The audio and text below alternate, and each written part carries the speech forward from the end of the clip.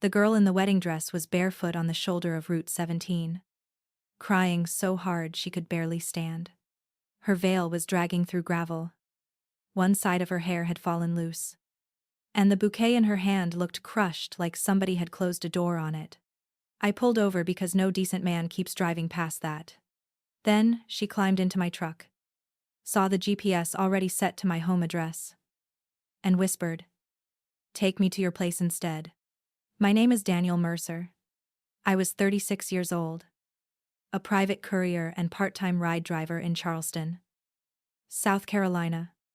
The kind of man people called when they needed a package moved quietly or a drunk uncle taken home without embarrassment. I lived alone in a renovated garage apartment behind an old blue house on James Island. I had one rule in my work and in my life: do not bring other people's storms into your living room. That night, I broke it before the seatbelt clicked. She looked maybe 25. Maybe younger, if you only saw the trembling hands. But there was something older in her face. Not calm. Not exactly. More like a person who had used up all her panic and found a hard little piece of herself underneath. Her dress was expensive. Satin with tiny pearl buttons down the sleeves. But the hem was torn, and there was a red mark around one wrist. I noticed that before I noticed the diamond ring missing from her finger. "Where are you supposed to be going?" I asked, keeping my voice even. I had learned years ago that scared people listen better when you do not sound scared with them. She glanced back through the rear window, as if a whole wedding party might come sprinting out of the dark. Then her eyes dropped to my GPS screen. The address glowed blue in the dashboard light. Simple and private, and mine. Her breathing changed. "Not there," she said. "Please. Just drive." I should have asked more questions. I should have told her I could take her to a police station, a hospital, a hotel lobby, anywhere public and bright. But she said my address like it was not random. Like she recognized the street. Like the safest place she could imagine was a garage apartment behind a house I had bought with everything I had left after my own family taught me what betrayal sounded like when it wore a polite voice. 10 years earlier, my older brother Nathan had stood in our mother's kitchen and told everyone I had stolen from our father's estate account. He cried while he said it. That was the detail people always believed. Nathan knew how to cry with clean hands. I had been managing Dad's final bills, selling his old fishing boat, closing little accounts nobody wanted to touch. Nathan had gambling debts and charm. I had spreadsheets and a tired face.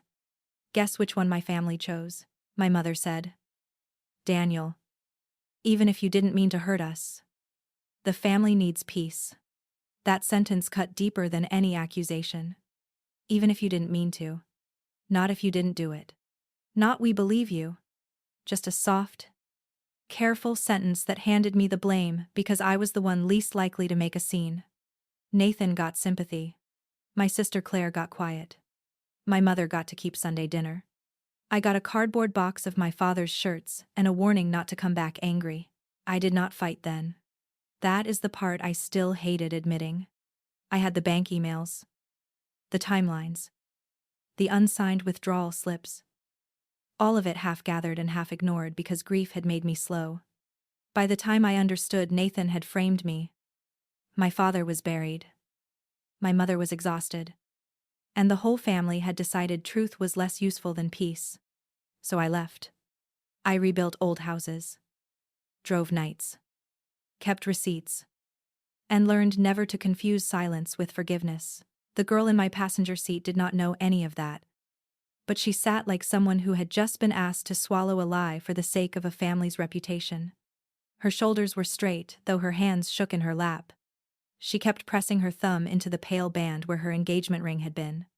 "What's your name?" I asked. "Lily," she said after a pause. Then, softer, "Lily Hart." That name meant nothing to me yet. It would by morning. Behind us, headlights appeared too fast in the mirror, then slowed when my truck picked up speed. Lily saw them too. She folded into herself. Not dramatically. Not like in a movie. But like a woman trying to become small enough to survive the next few minutes. Is someone following you? I asked. She shook her head first, then nodded once. Like the truth had forced its way through her fear. My fiancé, she said. And his brother. Maybe my mother too. There are certain sentences that tell you a situation is worse than it looks. Not a stranger. Not a drunk guest. Her fiancé. His brother. Her mother. That was not a runaway bride joke. That was a circle closing. I changed lanes and headed toward the busier road, where there were gas stations and cameras, and people still buying coffee at midnight. I can take you somewhere safe, I said. Not my place? Lily. You don't know me. She turned toward me with wet eyes. I know enough. The words sat between us. Heavy and strange. I looked at her again. Really looked this time. There was a bruise forming near her collarbone, mostly hidden under lace. Her makeup had been wiped away under one eye. She held a small white clutch against her stomach with both hands, as if it contained something more important than lipstick. When she caught me noticing, she hugged it tighter. I didn't run because I got cold feet, she said. I ran because I finally understood where they were taking me. I did not ask what that meant right away. I had driven enough late-night passengers to know people confess in pieces. And if you grab at the first piece too hard, the rest disappears. So I kept both hands on the wheel and said, "Seat belt." She blinked, almost offended by how ordinary it sounded, then clicked it into place. The headlights behind us turned off suddenly. That worried me more than if they had kept following. A man who hides his car is thinking, "My phone is gone," Lily said. They took it in the bridal suite. Said I was being hysterical. She gave a small laugh with no humor in it. My mother said every woman cries before a wedding. My fiancé said I was embarrassing him. His brother stood by the door. Her voice lowered. Then the officiant came in with a second document. Not vows. Not a license. Something else they wanted me to sign before walking down the aisle. That was when my body went cold in a familiar way. Documents before ceremonies. Signatures before smiles. Families using pretty rooms to hide ugly pressure. I had seen that rhythm before in estate work. In messy divorces. In delivery jobs where a person begged me not to hand paperwork to the wrong relative. What document? I asked. Lily stared at the road ahead. A transfer agreement, she said. For my grandmother's house. The beach house on Folly. The one she left only to me. The words hit closer than they should have. A house. A family. A dead elder's wishes being bent by living people with clean shirts and dirty motives. My hands tightened on the steering wheel. Why would your fiancé want your grandmother's house? I asked. Lily's mouth trembled once, then steadied. Because his family's development company has been trying to buy that strip of land for 3 years. I kept saying no. Tonight they stopped asking. We passed under the green lights near Maybank Highway. And for a moment the inside of the truck lit up like an interrogation room. Lily looked exhausted, but not confused. That mattered. Panic can make people imagine danger everywhere. Betrayal makes them precise. She knew who had taken her phone. She knew what they wanted signed. She knew the house mattered. And somehow, impossibly, she had known enough to look at my GPS and decide my address was safer than any official place I could name. Why my place? I asked. Tell me the truth. She turned her face toward the passenger window. For several seconds, all I heard was the engine and the soft rasp of satin against the seat. Then she opened the clutch and pulled out a folded photograph. Worn white at the corners. She held it out without looking at me. I took it at a red light. The picture showed my father 20 years younger, standing on a dock beside an older woman I did not recognize. On the back, in my father's handwriting, were 4 words, "Eleanor Hart saved me." My throat closed before I could speak. Lily watched my face, searching for recognition. My grandmother kept that in her Bible, she said. She told me if the Mercer family ever needed help, we owed it. She said your father was an honest man. I stared at the handwriting until the light changed, and a horn sounded behind us. For 10 years, my family had made my father's name feel like a wound. This stranger carried it like proof. I drove the next mile without speaking. The past had a cruel way of finding the exact door you thought you had locked. My father had never told me about Eleanor Hart. He had told me plenty of other things: how to check oil, how to apologize when you were wrong, how to keep a receipt even when people called you paranoid. But not this. Not a woman on a dock. Not a debt. Not a granddaughter running from a wedding with my father's handwriting folded in her hand. My grandmother said you were the one who still had a conscience. Lily said. She didn't know you. She knew your father. But before she died, she made me write down 3 names in case anyone tried to take the house. Her eyes lifted to mine. A lawyer, a bank officer, and Daniel Mercer. I almost laughed. Because grief does strange things when it is cornered. My own family had erased me from their table. And somewhere across town, an old woman had written me down as protection. That was when my phone buzzed in the cup holder. Unknown number. Then again. Then a text appeared across the screen. Sharp and formal. Mr. Mercer. This is Grant Vale. You have something that does not belong to you. Pull over now, and we can avoid making this worse. Lily saw the name and went white. She whispered. That's his brother. A second message came before I could answer. The girl is unstable. Her family has authorized us to bring her back. I looked at Lily. At the torn hem of her dress. At the red mark on her wrist. At my father's handwriting lying open between us. Then I looked at the road leading toward my quiet little garage apartment. The one place nobody in my family visited because pretending I did not exist was easier than apologizing. For the first time in years, that loneliness felt useful. I set the GPS back to home. Turned off the main road. And said, then they can explain that to me in my driveway. My driveway had never looked like a battlefield before. It was narrow. Cracked concrete lined with jasmine. Barely wide enough for my truck and the old workbench I kept under the carport. That night, when I pulled in, Lily did not move right away. She stared at the little garage apartment above the tool shed like she was deciding whether safety was real or just another room where somebody could corner her. You can stay in the truck, I said. Doors locked. Windows up. Nobody gets you out. I went inside first and turned on every light. Kitchen. Stairwell. Porch. Workshop. The small lamp over my father's old drafting table. Then I brought Lily in through the back door. Not the front. Because fear makes patterns important. She stepped onto the worn wood floor and looked around at my place with stunned silence. There was nothing grand there. Just a couch. A sink full of coffee mugs. A bookshelf. And a framed photo of my father holding a redfish. She stopped in front of it. That's him, she whispered.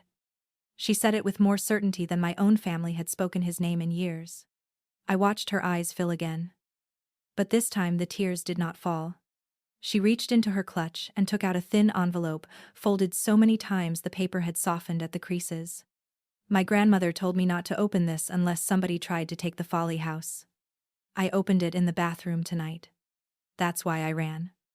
I did not touch the envelope at first.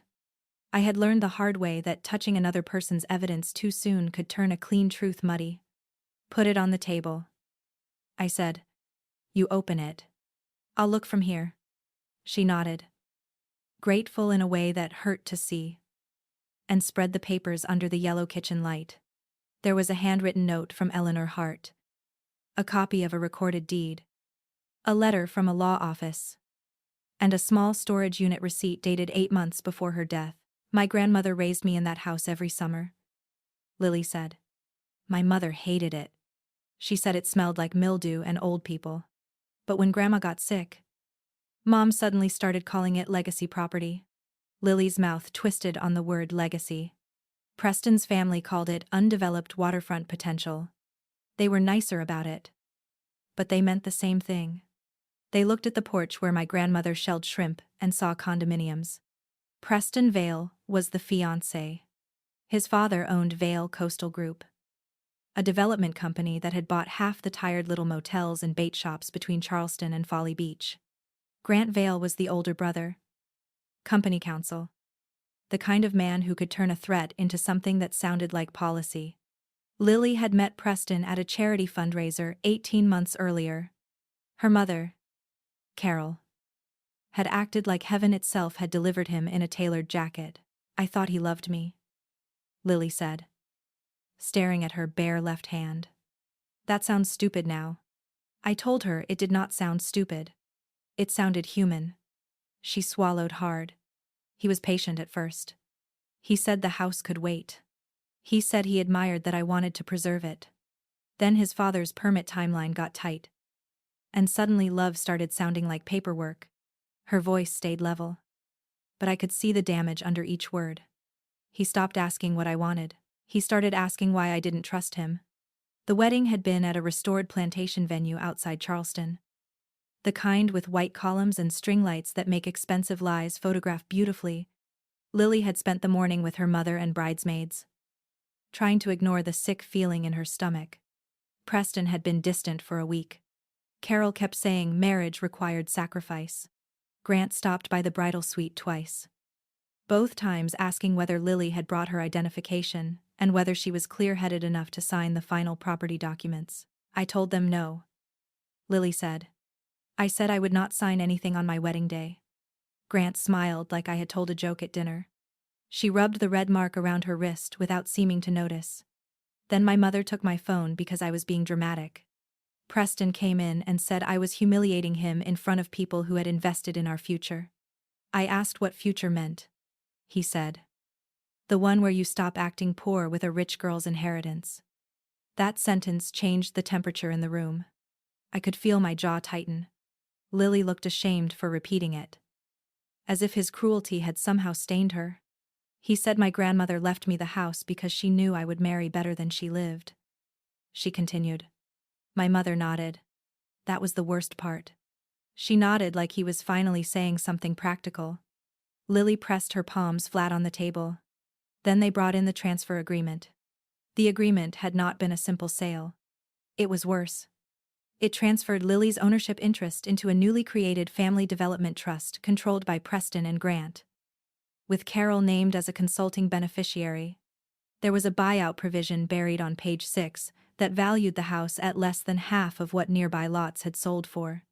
There was also a clause saying Lily signed freely, without coercion, while represented by independent counsel. She had no lawyer in that room, only her mother blocking the door. I asked to leave, Lily said. Preston grabbed my wrist. Not hard enough to break anything, just hard enough to explain the future. She closed her eyes for 1 second, then opened them. He said, "Don't make me drag you into a good life." And my mother said, "For once, Lily, think about the family instead of your feelings." She laughed once, dry and small. Their family. His family. Everybody's family except the one woman who was supposed to protect me. That was the part I understood too well. The betrayal that comes from strangers is cleaner. It hits. It hurts. And you know what to call it. Betrayal from family arrives wearing your childhood. It knows your soft places.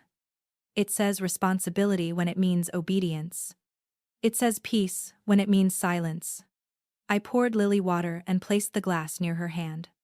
She thanked me without drinking.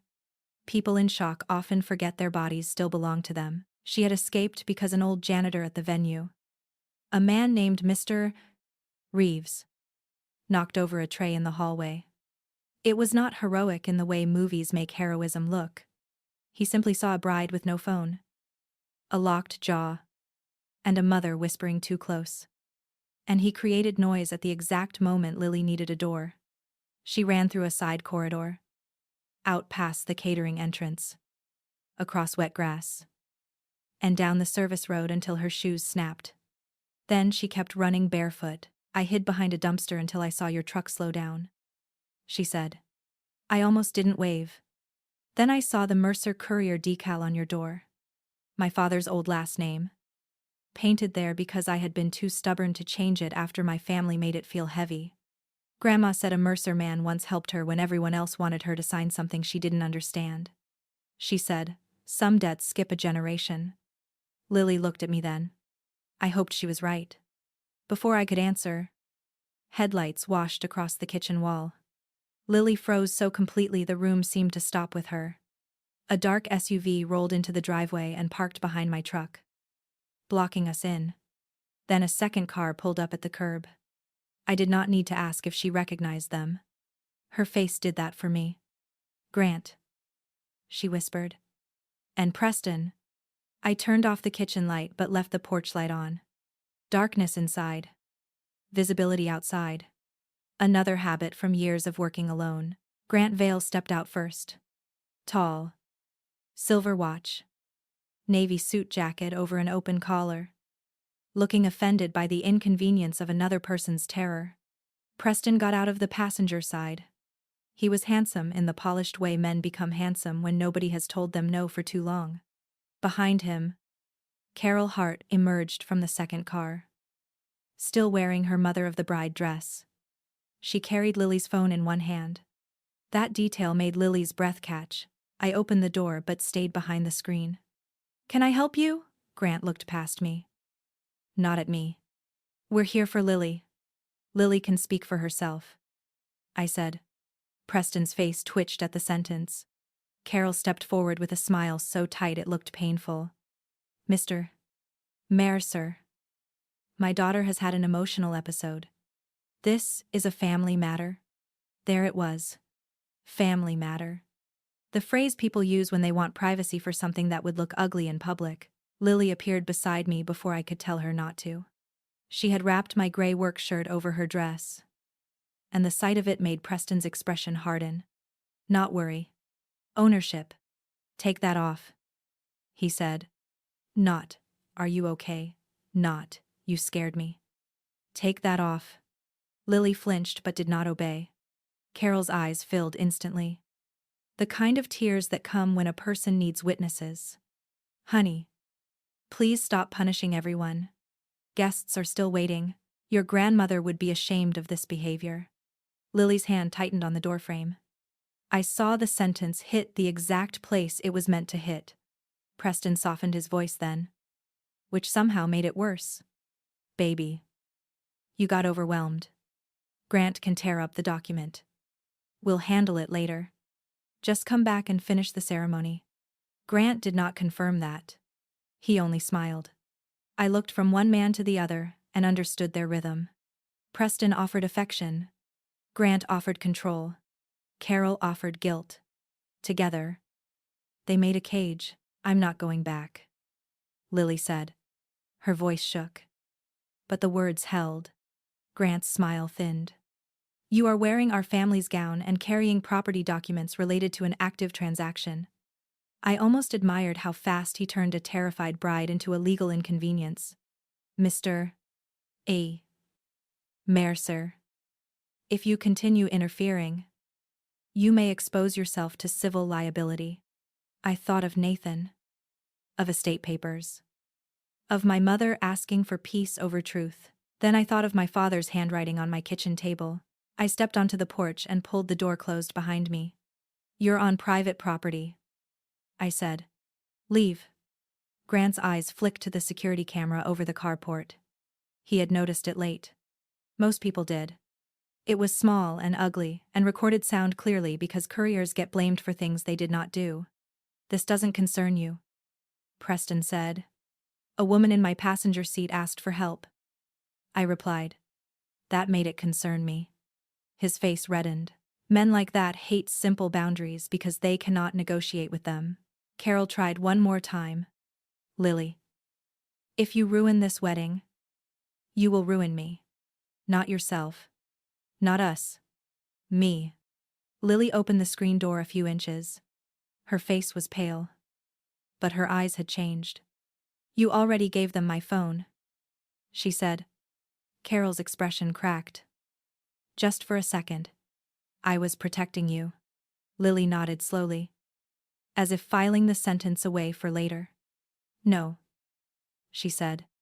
You were protecting your payment. That landed. Grant turned toward Carol sharply. For the first time all night, I saw panic move to their side of the porch.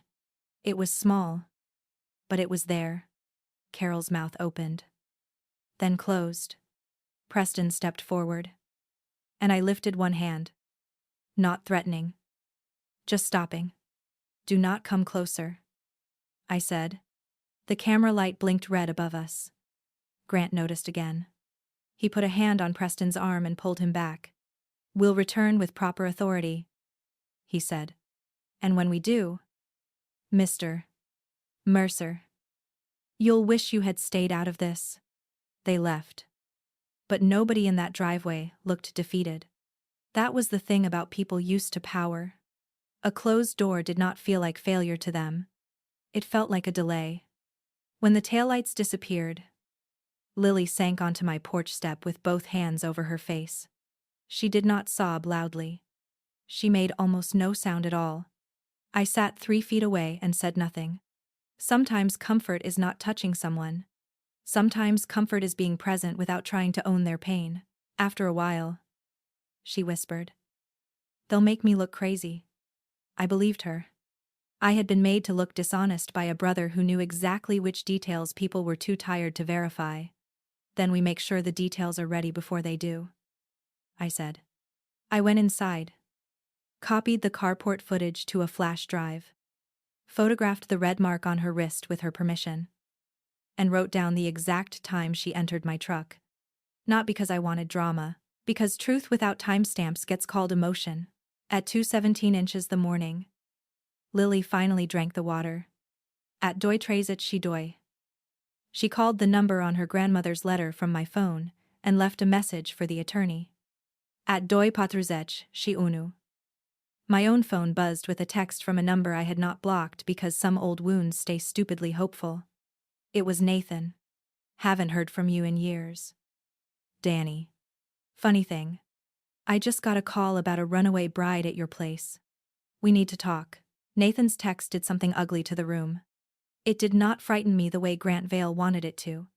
It embarrassed me. Not because I had done anything wrong, but because my past had walked into Lily's nightmare wearing my brother's voice. She saw my face change and immediately looked guilty. As if my family's damage was her fault too. "Who's Nathan?" she asked. I turned the phone face down on the table. "My brother," I said. "The one who taught me why receipts matter." He called, 30 seconds later. I let it ring until it stopped. Then he called again. Because Nathan had never believed silence belonged to anyone but him. On the third call, I answered and put it on speaker. "Danny," he said. Warm as church coffee. "Listen. I know we have history, but I'm trying to keep you from making a mistake." I looked at Lily across the table. She had gone very still. "Funny," I said. "That's usually what people say right before asking me to make one." Nathan sighed like I had disappointed him by not being easier. "The Vale family is important in this town. Grant called because your name came up. Apparently you picked up a bride in distress and things got confused." Confused. That was the word cowards loved. Not forced. Not cornered. Not threatened. Confused. "She's an adult woman who asked for help," I said. Nathan lowered his voice. "Her own mother says she's unstable. You don't want to attach yourself to that." Lily's lips parted, but no sound came out. I watched the old machinery begin to work on her. Doubt. Shame. The terrible urge to prove she was reasonable to people who had already decided profit was reason. Nathan kept going. "Daniel, you already have a reputation in our family for mishandling paperwork. If this turns into a legal issue, Grant will use that. I'm telling you as your brother. Do not let some girl's meltdown drag your name through court again." There it was. Clean and familiar. He had not called to warn me. He had called to remind me of the collar he thought he still held. 10 years ago. The word theft had been enough to empty rooms when I walked in. Now he wanted that same word ready. Polished. Waiting behind his teeth. I almost answered like the old Daniel, the one who explained until his voice cracked. Instead, I looked at the flash drive on my table and said, Nathan, how much is Vale paying you? The pause was small, but it was not empty. Lily heard it too. That's insulting, he said. So, is calling a terrified woman unstable because a developer asked you nicely? His tone hardened. You always did this. You take in strays, then act shocked when they bite. I smiled without humor. He was angry now, which meant I had stepped close to the truth. Tell Grant I'll be available after Lily speaks to her attorney, I said. And tell Mom not to call me crying for peace this time. I hung up before he could answer. For a moment, the kitchen was quiet except for the refrigerator humming in the corner. Lily looked at me with that stunned expression people get when they witness someone refuse an old role. You didn't even defend yourself, she said. Not to him. I picked up my phone and blocked Nathan for the first time in my life. My thumb shook when I did it. Healing does not always feel peaceful. Sometimes it feels like closing a door while your hand still wants the knob. By dawn, the wedding dress was folded over the back of a chair, and Lily wore sweatpants from a donation box I kept in the laundry room. She looked younger without the gown, but steadier. We had made a timeline on butcher paper because my father used to say memory gets slippery under pressure. Midnight pickup. 1, 2, 1, 4, arrival. 1, 2, 2, sep, val, SUV. 1, 2, 3, 3, threat, on porch. 2, 3, 2, attorney voicemail. Every time Lily remembered another detail, I wrote it down in plain ink. Not dramatic. Useful. At Chaptashaza. The attorney called back. Her name was Mara Stein. And she had the voice of a woman who did not waste syllables before coffee. Lily put her on speaker. Mara listened without interrupting while Lily explained the bridal suite, the transfer agreement, the missing phone, the driveway confrontation.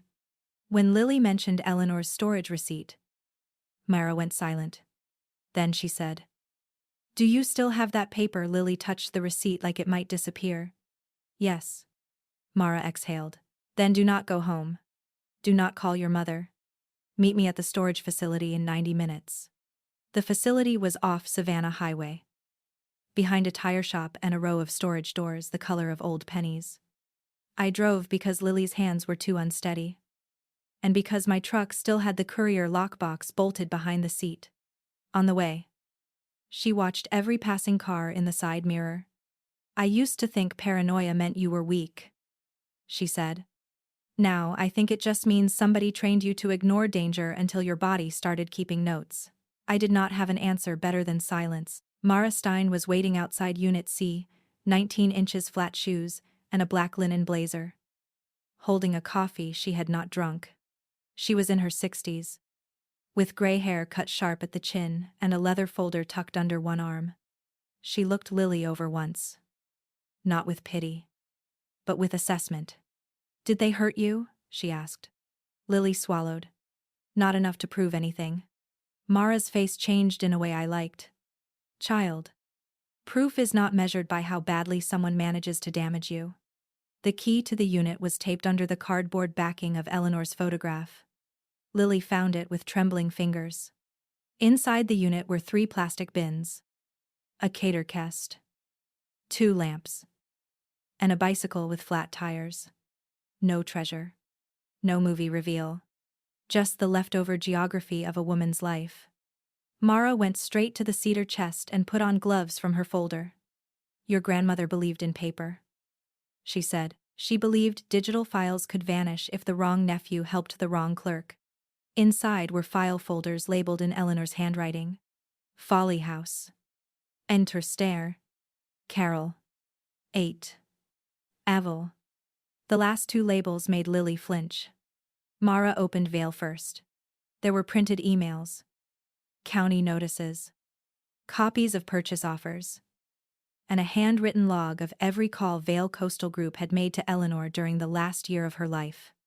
Each entry had a date, a time, A name. And a short description.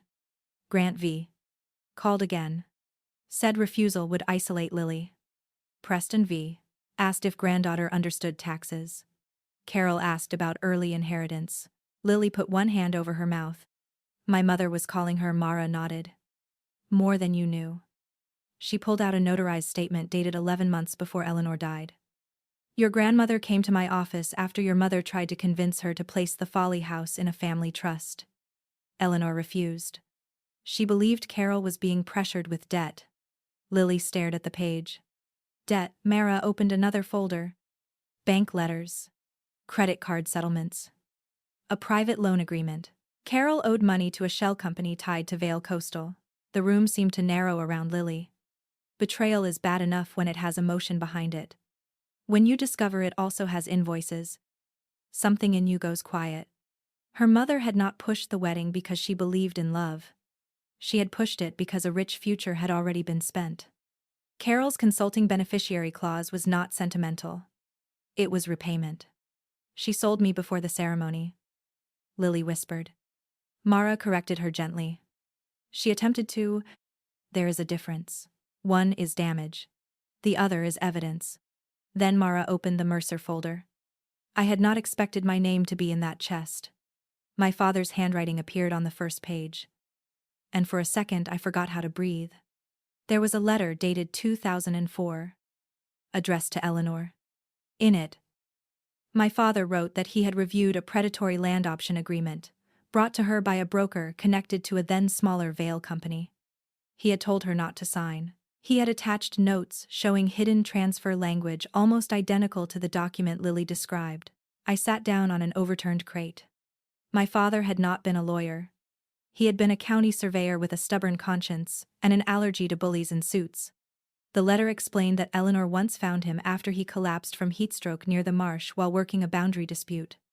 She took him in, cooled him down, and called for help. He repaid her by reading every land paper anyone put near her table. Not charity.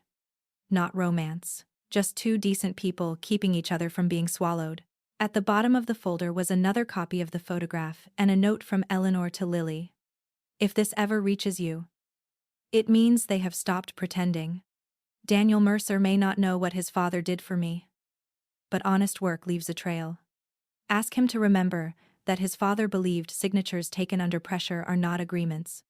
I read the last line 3 times. Not because it told me what to do, because it sounded like permission to become the man I had been too tired to be 10 years ago. The real leverage was in the Foley House folder. Eleanor had created a preservation covenant 6 months before her death. Recorded with the county, and attached to the deed. Mara explained it slowly, making sure Lily understood every word.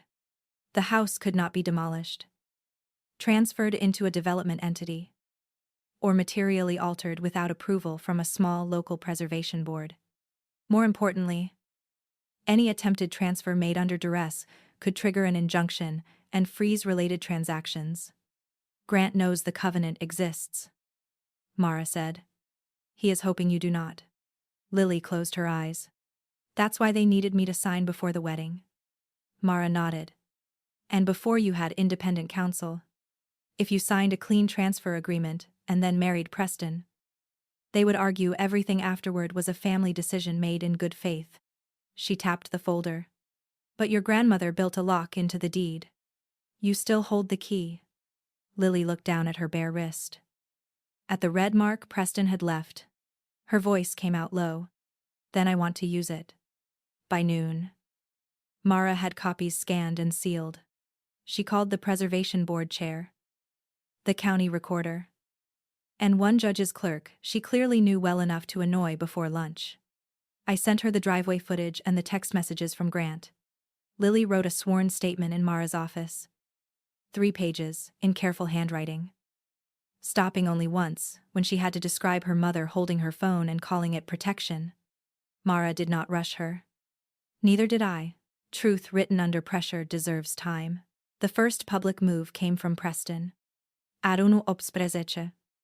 His Instagram posted a photograph from the wedding venue, him standing alone under the floral arch. Looking devastated.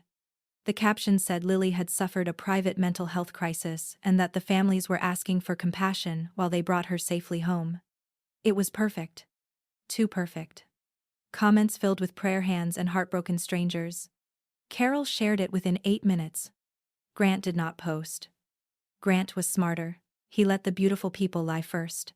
Lily read the caption once and set the phone down. She did not cry. That worried me more than tears. They're building the story, she said. Mara looked at me. And we are building the record. She advised Lily not to respond online yet. Let them overstate. Let them commit. People like the Vallas think every room is theirs because most people start cleaning up the mess too early. We will not clean up their mess. We will document where they drop it. Etrei patruzec. Nathan arrived at Mara's office with my mother. I saw them through the glass front before they saw me. My mother looked smaller than I remembered. Or maybe I had finally grown around the space she used to occupy in my mind. Nathan looked exactly the same, confident. Wounded on command. Expensive watch. Cheap conscience. The receptionist told them they could not enter without an appointment. Nathan leaned over the desk and said, "Tell Daniel his family is here." I stepped into the lobby because some old doors have to be opened from your side before they stop haunting you. My mother's eyes filled the moment she saw me. "Danny," she said. Nathan put a hand on her shoulder like he owned her grief too. "We came because this has gone far enough," he said. "Grant is prepared to be reasonable if Lily returns the documents and issues a statement saying she misunderstood." I stared at him. "How did you know about the documents?" He smiled too late. "Everyone knows there are documents." Mara appeared behind me. Quiet as a blade. "Not everyone," she said. Nathan's smile faded when he recognized her as a person he could not charm. My mother looked between us.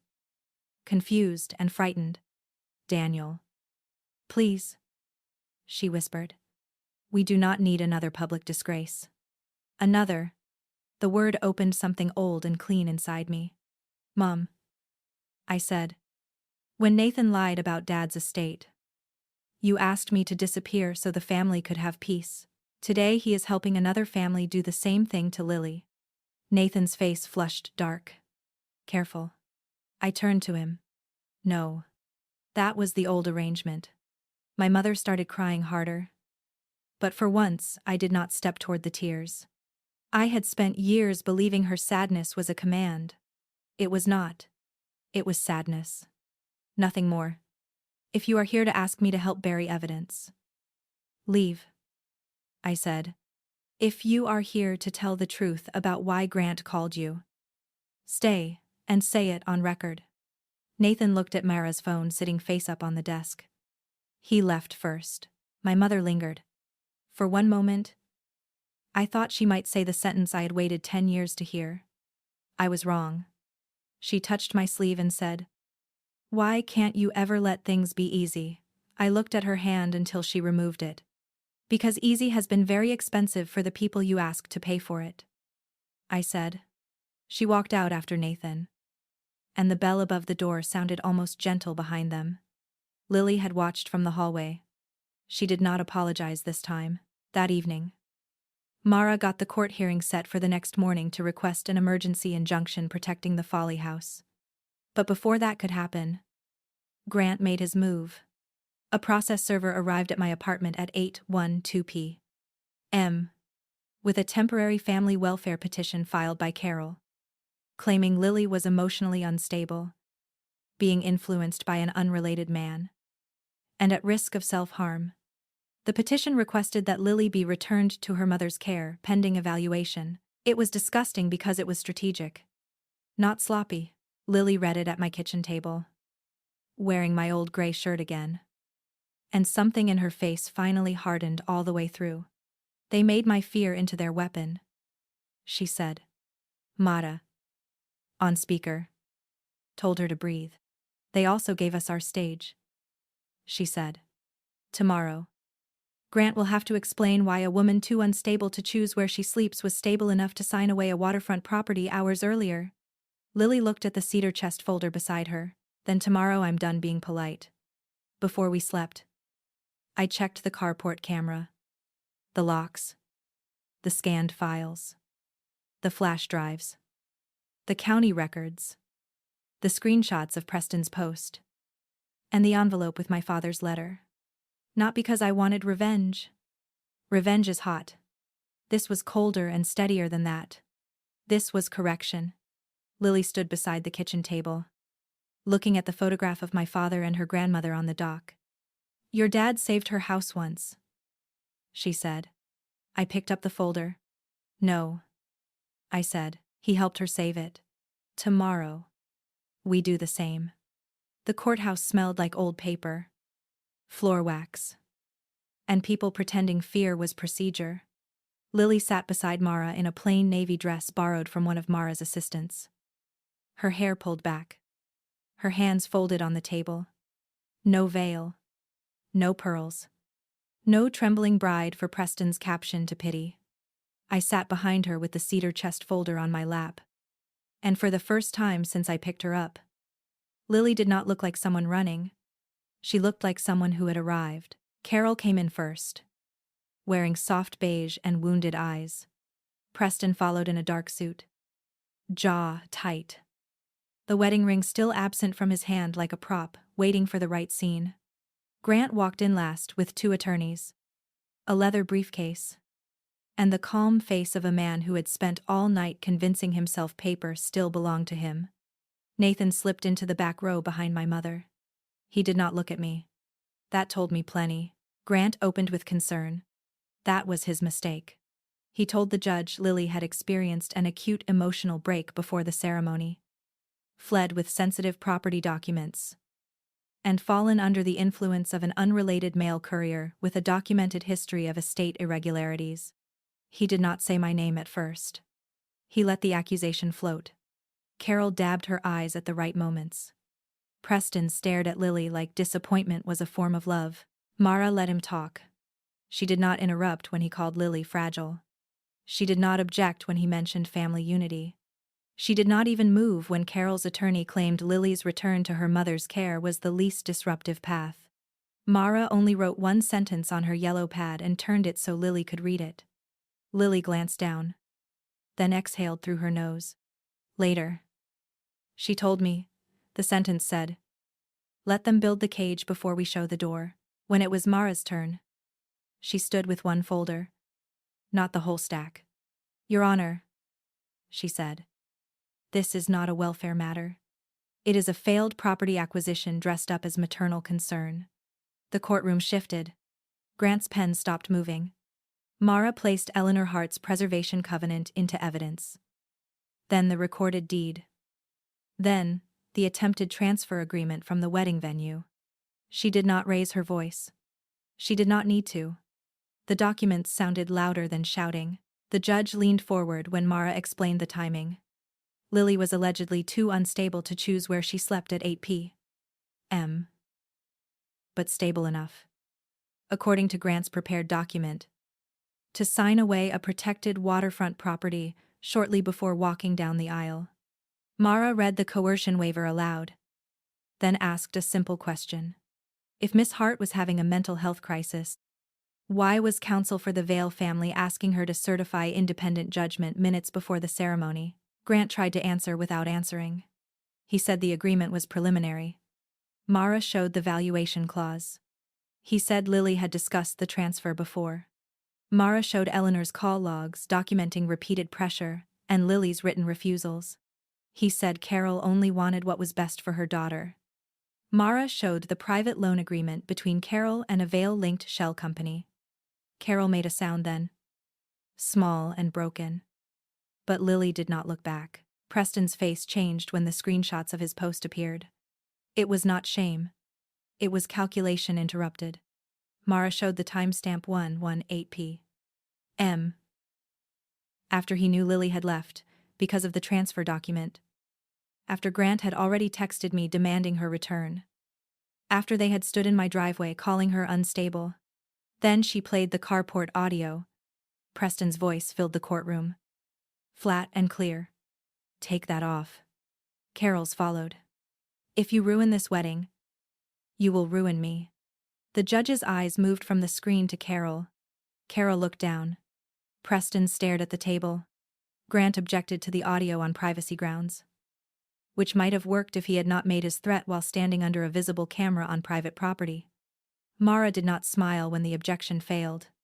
She simply played the next part. Grant's voice. Will return, with proper authority. Then my voice. You're on private property. Leave. For once. My quiet sounded like evidence. Then Lily testified. She did not perform pain. She did not decorate it. She told the judge about the bridal suite. Her phone being taken. The red mark on her wrist. The transfer papers. Her grandmother's instructions. The storage unit. And the way her mother had used the word family until it stopped meaning safety. Her voice shook only once. When she described the moment she realized Carol had known about the debt. Mara offered her water. Lily shook her head and kept going. Grant cross-examined her himself. Because men like Grant believe control improves when they hold it directly. Miss Hart. Is it true you were crying before the ceremony? Yes. Is it true you left without informing your family? They had my phone and were blocking the door. Is it true, Mr. Mercer took you to his private residence? Lily turned slightly toward the bench. I asked him to. He offered public places first. I chose the address my grandmother left as an emergency contact. That answer landed harder than Grant expected. He tried to make my address sound suspicious. Lily made it sound like a lifeline. He tried to make Eleanor sound confused in her final months. Mara handed up Eleanor's notarized statement, medical competency letter, and the original storage receipt. He tried to imply the covenant was old family sentimentality. Mara showed the county recording stamp and the board's preliminary letter confirming it was active. Each lie did not explode. It folded. The judge denied Carol's welfare petition before lunch. He called it unsupported, improperly motivated, and contradicted by the petitioner's own timeline. Then he granted a temporary injunction freezing any transfer, sale, trust, movement, development filing, or demolition-related permit connected to the Folly House. He ordered Lily's phone returned immediately. He also instructed the clerk to forward the coercion allegations and loan documents for review. Grant's jaw tightened so hard I thought I could hear his teeth. Carol tried to speak to Lily in the hallway. Honey, I was scared, she whispered. You don't understand what they were going to do to me. Lily stopped walking. I saw the daughter in her want to turn around. I saw the woman in her choose not to. You were scared, she said quietly. So you handed them my life instead of telling me the truth. Carol cried then. Real tears or useful ones? Maybe both. Lily did not soften. I hope you get help. But you will not get my house. Preston waited near the courthouse steps, pale with anger. Lily. Don't let one bad morning destroy us. She looked at him for a long moment. And I wondered if grief would pull her backward. Love does not vanish just because it was betrayed. Sometimes it stands there injured, still looking for the person it thought existed. Then Preston said, we can fix the optics. Lily's face went still. That's all I needed to hear, she said, and handed him the ring he had left in the bridal suite. Mara had recovered it from the venue manager. Grant had one last card, and he played it badly. He approached me outside Mara's office that afternoon, where the reporters had not yet found us. Mercer, he said. Your brother has been very helpful about your past. I looked over his shoulder at Nathan, standing by the curb with my mother. Nathan looked ashamed for about half a second, then proud of the damage he thought he had done. I opened my courier bag and pulled out a folder I had carried for 10 years. It contained my father's estate emails, the bank copies, the forged withdrawal requests, Nathan's debt notices, and the letter from the bank officer who had tried to reach my mother twice before she stopped taking calls. I had never used it because some foolish part of me thought family peace was a room I might be invited back into someday. Grant looked at the folder and understood before Nathan did. You want to talk about estate irregularities, I said. Let's talk with everyone listening. My mother whispered my name like a warning. Nathan stepped forward. Danny. Don't. There it was. Not because it was false. Because it was true. I handed copies to Mara. I'm not filing anything today unless I have to, I said. But if my name appears in one more statement from you. Grant. Preston. Nathan. Or anyone attached to them. This folder goes exactly where it should have gone 10 years ago. Nathan's face emptied. My mother looked at him. Really looked. Maybe for the first time. That moment did not heal my family. Real life is not that generous. My mother did not fall into my arms and apologize with perfect words. Nathan did not confess in front of witnesses and beg forgiveness. What happened was quieter and more useful. They stopped. Grant stopped threatening my reputation. Nathan stopped calling. My mother sent one text 3 days later that said, I didn't know everything. I stared at it for a long time before replying. You knew enough to ask the wrong person to disappear. Preston's post came down that evening. In its place, after Mara sent a formal notice, appeared a dry correction about a private family matter and a request for no speculation. But speculation had already started. The wedding planner talked. Mr. Reeves, the janitor, gave a statement. A bridesmaid admitted Lily had asked for her phone and been refused. The story did not become a fairy tale where every stranger loved Lily. It became something better. A record that made the old lie harder to sell. The Folly House stayed standing. The Preservation Board expedited its review. And Mara helped Lily establish a legitimate trust for maintenance. One Lily controlled with independent oversight instead of family pressure. I drove her there 2 weeks later. The porch was weathered gray. The screens patched. The kitchen small and bright. It smelled like salt, dust, and old coffee.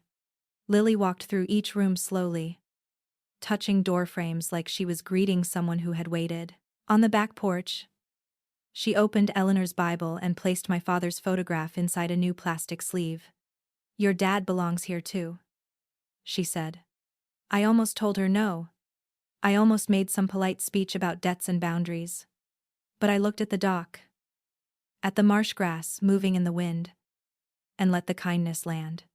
That was harder than refusing cruelty. Cruelty had familiar edges. Kindness required trust. And trust had become a muscle I rarely used. Lily did not move into my life like a rescued woman in a cheap ending. She moved into her own. She fired her mother from every bank account, changed every lock, hired a contractor to repair the porch, and enrolled in a historic preservation course because she said she was tired of men in suits explaining the value of places they had never loved. We became friends first. Careful ones. Honest ones. The kind who texted before dropping by and understood that safety is not the same as possession. Months later, my mother asked to meet. I chose a diner.